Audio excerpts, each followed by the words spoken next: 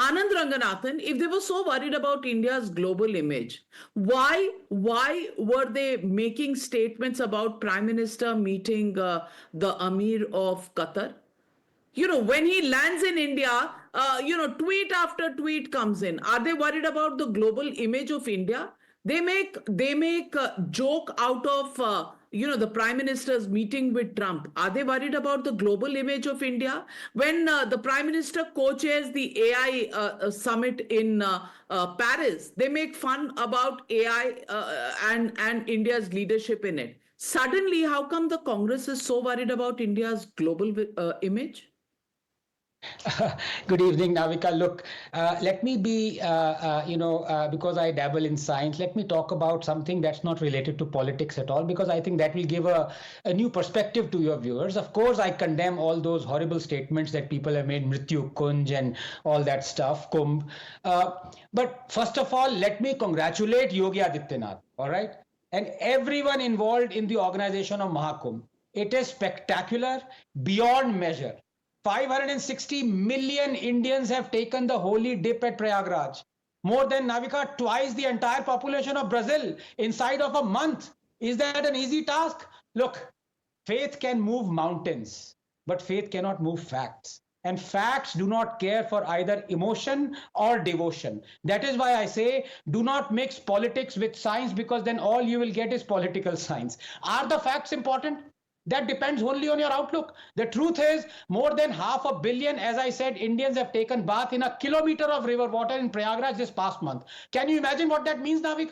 Science is vital for the welfare and well-being of these Indians. As scientists, one has a responsibility to care for these lives. Otherwise, why do science? Why do medicine? Now, let me give you the facts. The acceptable level of coliform fecal bacteria is 2,500 mpn or CFU. Call them units per 100 ml of river water.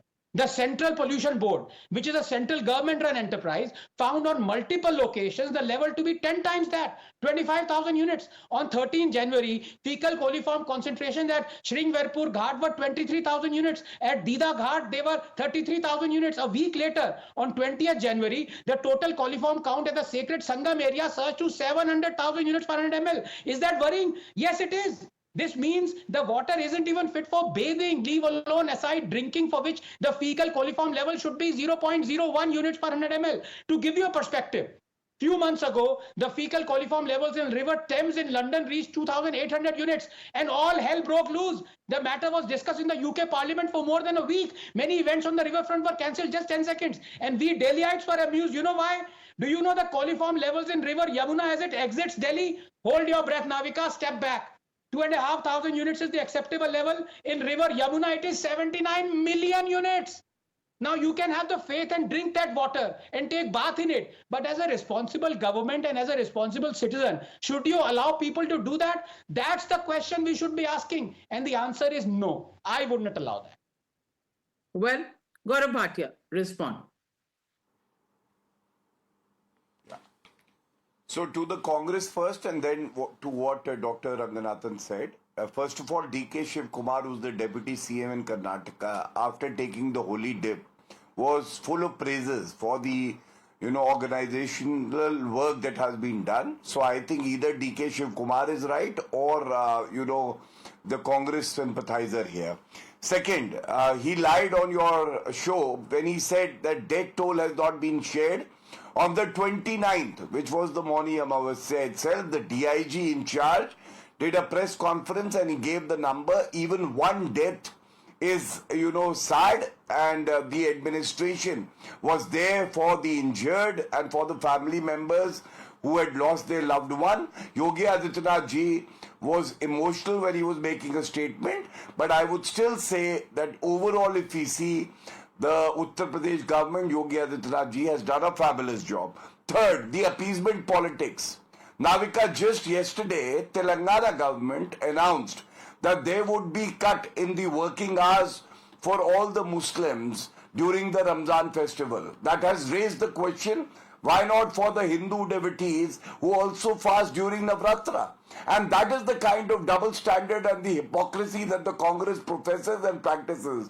Whereas the BJP has shown that through the Maha Kumbh, every citizen of the country has come forward, stands united, because this is the rich ethos and the tradition of our country. Now, coming to Dr. Ranganathan ji, I will tell you, Dr. Ranganathan, that NGT had entertained a petition even when the Kumbh was starting, and there were certain guidelines that were issued by the NGT.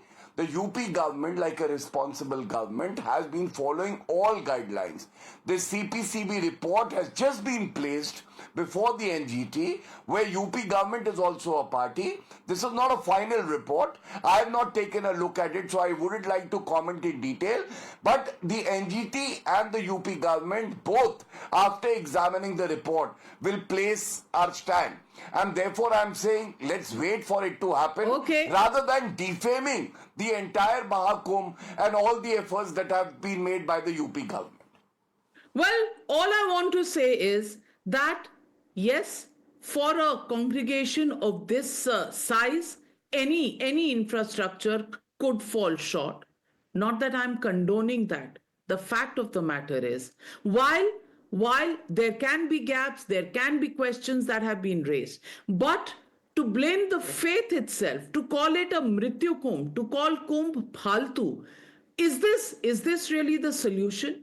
Because you don't do it for other religions. Is this the secularism that is being spread by the opposition parties? The question is, demand answers, demand performance, but to defame a whole religion, to defame a whole cultural event of this kind, is that fair? That's the question people are asking today. We leave it at that. Thank you very much to all my panelists for joining me on the News Hour tonight. And good night, be safe, dear viewers.